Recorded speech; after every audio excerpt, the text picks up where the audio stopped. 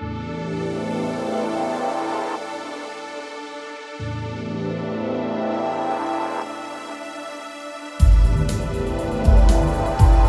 everyone, I am Prince Rich with philosophyofdreams.com, and today I want to talk about what is a Wake Induced Lucid Dream. These are also known as a Wake Initiated Lucid Dream, and they're commonly referred to as a WILD, W-I-L-D, because they are quite simply if for those of you who have had one, you know what I'm talking about. They are one of the wildest lucid dream or dream experiences that you can have. So in this video today, I'm going to talk about what a wake-induced lucid dream actually is, what you can expect if and when you experience one, and then in a future video after this, I'm going to actually talk about how to induce one and some of the common obstacles that you may run into when you try to have one of these, and some tips that I've used and that I've heard from other people to overcome some of those major obstacles. So, a wake-induced or wake-initiated lucid dream is basically a dream where you go into a lucid dream from being completely in a fully conscious state. Sounds pretty crazy, right?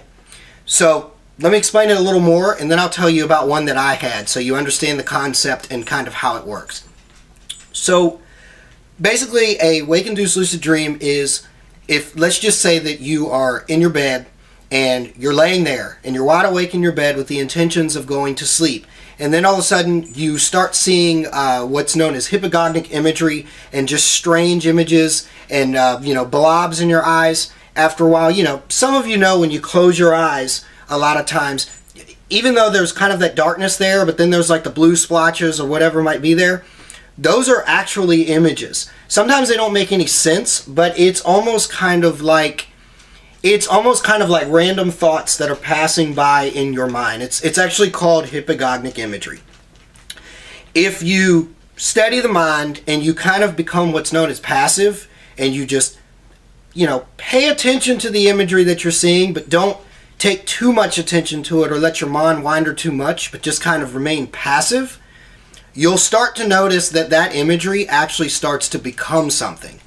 If you're able to stay in the waking state and get past some of the obstacles of inducing a wake-induced lucid dream, you'll actually start to notice that those images become more and more solid. They become less fluid and they become more and more solid, and then your body will actually fall asleep while your mind is still very much awake, and then you'll actually be in a dream. I've actually only had a small handful of these types of dreams, but they are literally one of the most wildest experiences that you'll ever encounter. So let me tell you a little bit about the one that I had. And it was one that I tried to induce purposefully. I didn't have it by accident. I actually tried to induce one of these and I was successful. This was the first one that I had. So at the time that I had this Wake Initiated Lucid Dream, I had been watching a lot of 24. I'm a huge 24 fan. And I had been watching a lot of the show 24 on Netflix. And so when I was laying in my bed, I was already really tired. Mentally, I was wide awake. Physically, my body was very, very tired because about 3 hours before I got into bed, I had actually been at the fitness center working out. So, by the way, that is actually one of the best settings to be in, or one of the best primers for a wake-initiated lucid dream, is to have the body be very tired, but to have your mind be very alert. Because obviously if your body is very tired and mentally or emotionally you're very kind of tired and fatigued, you're going to just simply fall asleep. The key here is to not fall asleep mentally. It's to let your body fall asleep while you're completely wide awake, so that you consciously, your mind can experience the onset of sleep and the actual transition from just being awake laying in your bed to being standing upright in a dream with an actual dreamscape around you. So back to my dream. So the day before the day before the night that I had this dream, I had been working out in the fitness center, so I was really, really tired. Worked out in the fitness center, I had a big meal, so when I came home I was ready for bed. But mentally I was wide awake. When I got into bed, I saw all this hypnagogic imagery. Like I mentioned before, at first it started out as blue splotches and stuff like that, and then I noticed it started becoming more and more fluid.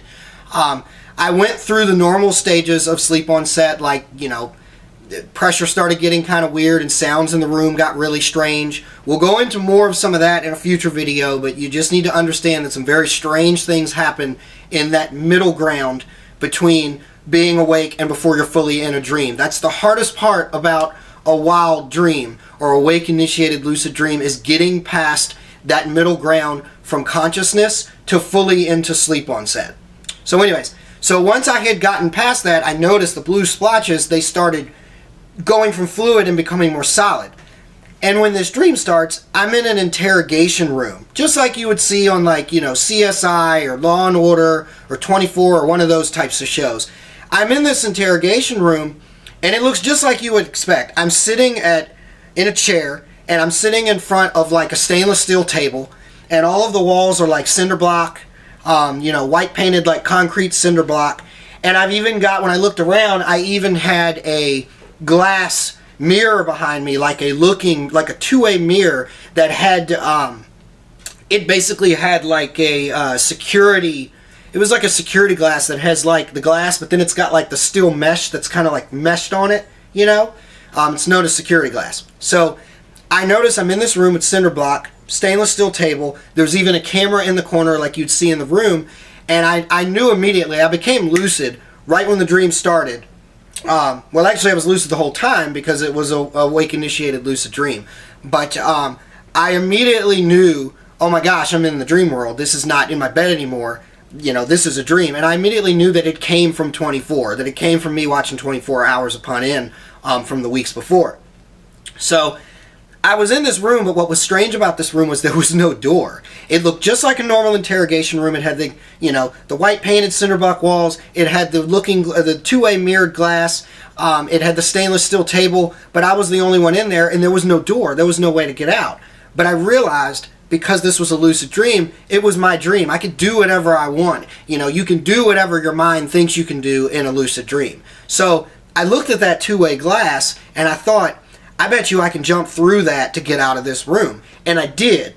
The funny thing was, in this dream, when I jumped through the glass, it was security glass. I mean, first of all, it's glass. Glass will cut you to pieces. And it's security glass that's got the steel mesh. And it literally shredded me to pieces. When I jumped through it, I flew through it. Like, I remember doing like Superman and kind of putting my fist out like this. And I actually flew through it. Two things happened that were really strange. When I went through it, came out on the other side, I was shredded all to pieces from the glass, and I was bleeding. I was cut really deep and bleeding, and I actually started laughing because it didn't hurt, and because I also knew it was a dream, and when I woke up in my bed later that night or the next morning, it wasn't going to be a big deal. I wasn't going to have to go to the doctor or anything like that.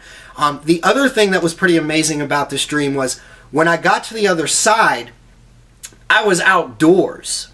That was what was strange about it, because I expected, because it was two-way glass, to be on the other side of the, you know, the other side of the interrogation room, you know, where somebody's attorneys or whatever, like you see in these shows, would be standing and watching the conversation. But when I went through, I was actually outdoors. It was broad daylight. It was a clear, sunny day with no clouds, and I was in the parking lot of my apartment complex. How crazy is that? So, anyways, that was the first wild or wake-induced lucid dream that I ever had.